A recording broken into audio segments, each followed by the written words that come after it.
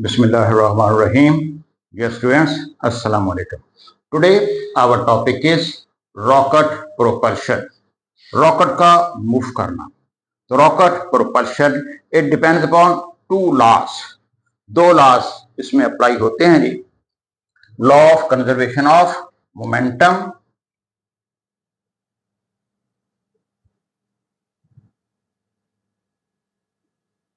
law of conservation of momentum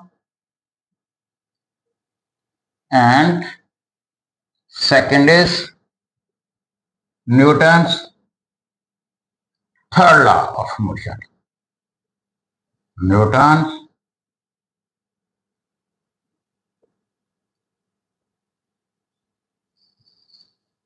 third law of motion.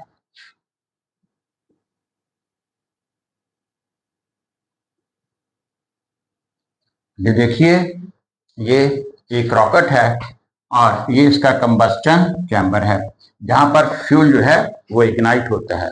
Fuel के ignite होने से gases create होते हैं और ये इसके नीचे से बहुत ही हाई प्रेशर से गैसेस जो है वो इजेक्ट होती हैं with very high pressure and high velocity.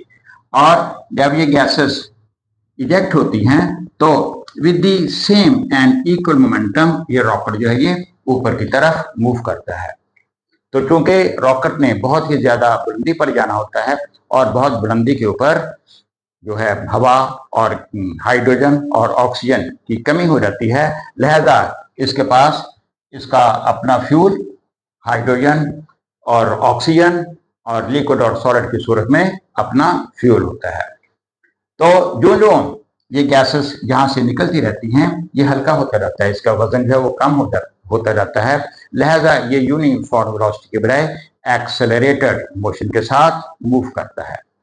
और बहुत सारे रॉकेट ये इन्हें कहते हैं multi stage rocket. Multi stage rocket means एक रॉकेट के ऊपर दूसरा, ये एक स्टेज के ऊपर दूसरी स्टेज.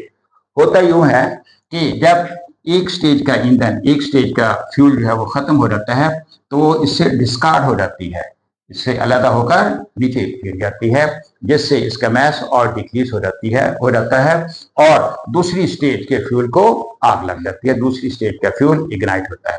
जब दूसरी स्टेज का फ्यूल जो है वो खत्म हो जाता है फिर वो भी डिस्कार्ड हो जाती है और तीसरी स्टेज के फ्यूल को आग लग जाती है, वो इग्नाइट होता रहता है. इसलिए जो जो ये मूव करता है इसका मैस डिक्रीज होता रहता है और ये एक्सेलरेटेड मोशन के साथ जो है वो मूव करता है. अब ये जो रॉकेट है इसके अंदर फ्यूल की कंजम्पशन बहुत ज्यादा, ऑलमोस्ट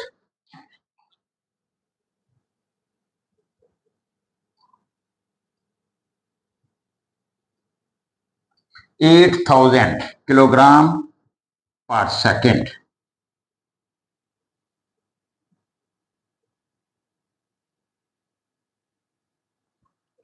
एक सेकंड में 10,000 किलोग्राम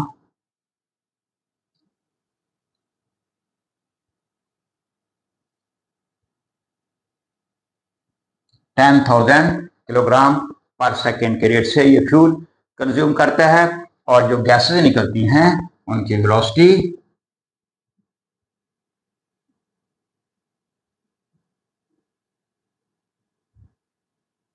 ejected gases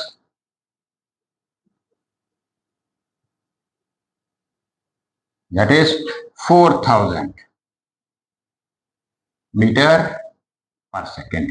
इतनी हाई वेलोसिटी से ये गैसेस जो है वो निकलती हैं और इसका एक्सेलरेशन कैलकुलेट करने के लिए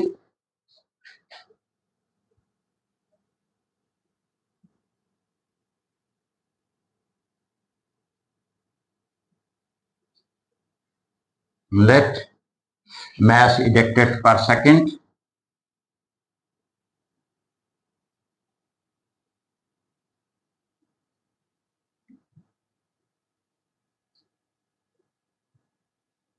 is small m and velocity of gases that is v So rate of change of momentum, that will be rate of change of momentum,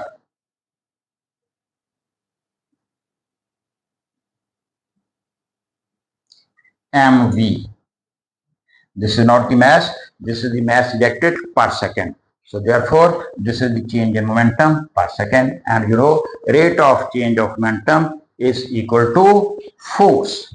Therefore, force on the rocket, that is equal to mv. If total mass of the rocket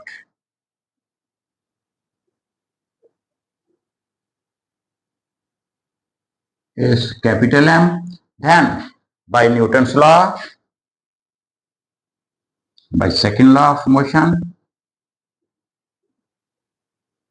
F is equal to ma.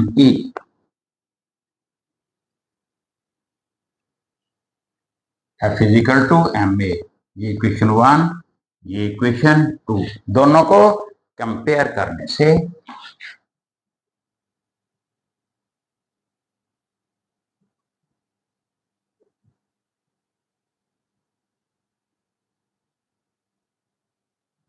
ma, this is the total mass of the rocket, that is equal to mv, and a is equal to mv over m. So this is the equation for acceleration of the rocket. और जो ये गैसें निकली जाती हैं, total mess भी इसका reduce होता रहता है, लिहाजा ये एक्सेलरेशन जो है इसमें भी इजाफा होता रहता है। और इसके साथ ही ये हमारा चैप्टर जो है इसकी थ्योरी जो एंड होती है। मुझे इजाजत दीजिए, खुदा हाफिज।